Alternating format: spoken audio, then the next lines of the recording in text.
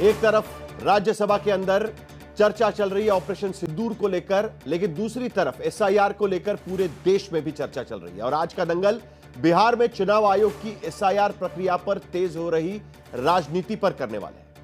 बिहार में एसआईआर का पहला चरण अब पूरा हो चुका है। करीब 92% फॉर्म मिल चुके हैं। एक दिन बाद ड्राफ्ट लिस्ट भी आने वाली है, क्योंकि 1 अगस्त की डेडलाइन थी और 1 अगस्त को ड्राफ्ट लिस्ट देने वाले थे। लेकिन संसद में एसआईआर के खिलाफ रोज प्रदर्शन हो, सरकार से चर्चा की मांग की जाती है। हालांकि सुप्रीम कोर्ट में अब 12 या 13 अगस्त को सुनवाई हो सकती है, उसका भी इंतजार है। लेकिन उधर एसआईआर का विरोध अब बंगाल में शुरू हो चुका है और वहां पर बढ़ता भी जा रहा है। मुख्यमंत्री ममता बनर्जी ने बंगाल के प्रवासियों से वापस राज्य में लौटने की अपील कर दी है। उन्हें एनआरसी का डर भी दिखाना शुरू कर दिया है और मुफ्त खाने पीने का ऑफर भी दिया है। 2 दिन पहले ही बंगाल में राज्य चुनाव आयोग ने 2002 में हुई एसआईआर वाली लिस्ट डालना शुरू कर दिया है। 11 जिलों की 103 विधानसभा सीटों की लिस्ट अब तक आ चुकी है, बाकी जल्दी आ जाएगी। लेकिन इससे पहले ममता बनर्जी ने दिल्ली में ट्रेनिंग ले रहे बीएलओ को नसीहत भरी चेतावनी दे डाली है और उसे लेकर अब बीजेपी ने चुनाव आयोग को शिकायती चिट्ठी भी लिख डाली है। केंद्रीय मंत्री सुकांत मजूमदार ने तो कहा है कि आयोग के कर्मचारियों को धमकाने वाली टीएमसी को आयोग की तरफ से मान्यता रद्द करने वाला शो कॉज नोटिस दे देना चाहिए।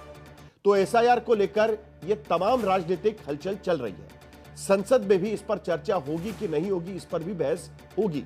लेकिन जिस पर आज हम दंगल में चर्चा करेंगे, उधर बिहार में आज तेजस्वी यादव की अगुवाई में इंडिया गठबंधन की बड़ी बैठक हुई है।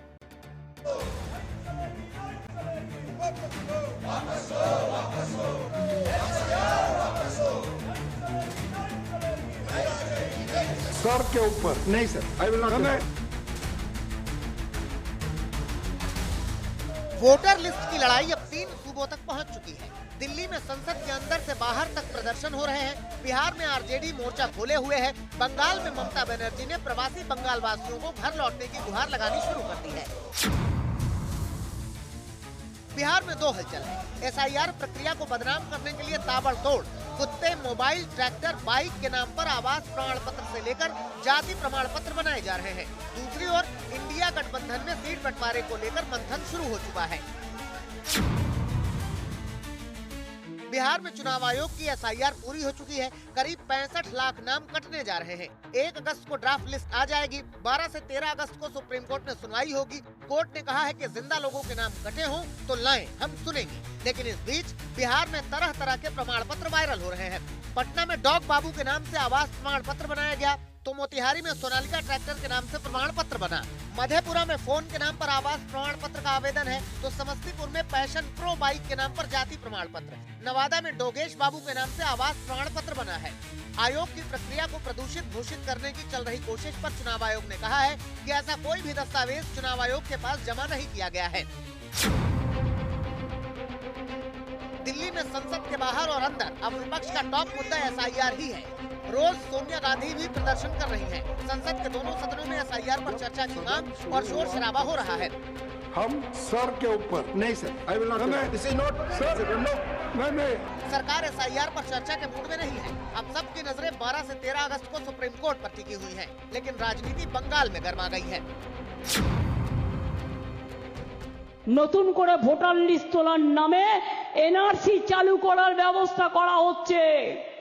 মনে রাখবেন, বাংলায় আমরা একজনও ভোটার লিস্টের নাম তুলতে যেন বাদ না রাখি, এটা জেনুইন ভোটারদের মাথায় রাখতে হবে। उनका जो वोट बैंक है वो रोहिंग्याज और बांग्लादेश से आए हुए मुसलमान हैं, तो उसका नाम न कट जाए इसके लिए वो ऐसा कर रहे हैं। अगर कोई बांग्लादेशी है, कोई रोहिंग्या है, कोई विदेशी है, अवैध रूप से अगर वोटर बना हुआ है तो निश्चित तौर से वो वोटर होने लायक नहीं है, न वो वोट दे सकता है। ममता बनर्जी को बंगाल में एसआईआर को लेकर फिक्र है। इसी चिंता में उन्होंने दिल्ली में चल रही ट्रेनिंग में हिस्सा ले रहे बंगाल के 1000 बूथ लेवल ऑफिसर यानी बीएलओ को नसीहतें भी दे दी थी कि किसी का नाम न कटने पाए, जिस पर बीजेपी ने सख्त ऐतराज जताया था।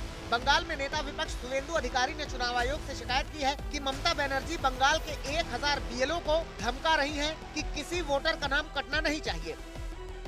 क्योंकि इससे पहले भी जब सीपीएम पावर में था, इसी तरीके से सीपीएम के जो बंगाल चैप्टर के लीडर थे विमान बोस से लेकर बाकी लोग इलेक्शन कमीशन के ऊपर सवाल उठाए थे।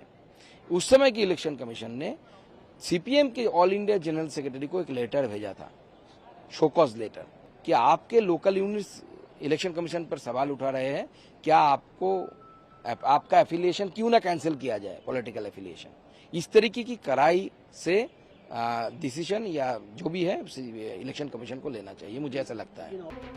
इस बीच ममता ने अल्पसंख्यकों को मुफ्त खाना देने का वादा करके ईद से पहले बंगाल लौटने की जो अपील की, उसे लेकर भी राजनीति गर्म हो गई है।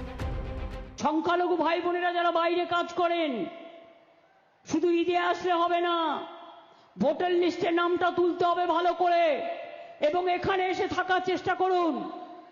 যদি অন্য মানুষ দুটো খেতে পায়, আপনারাও পাবেন। ममता बनर्जी तो यही तुष्टिकरण का राजनीति कर रहा है। मुसलमान के ऊपर अत्याचार हो रहा, मथुआ के ऊपर अत्याचार हो रहा, सबके विरोध हम कर रहे हैं और ममता बनर्जी सबके लिए बोली है।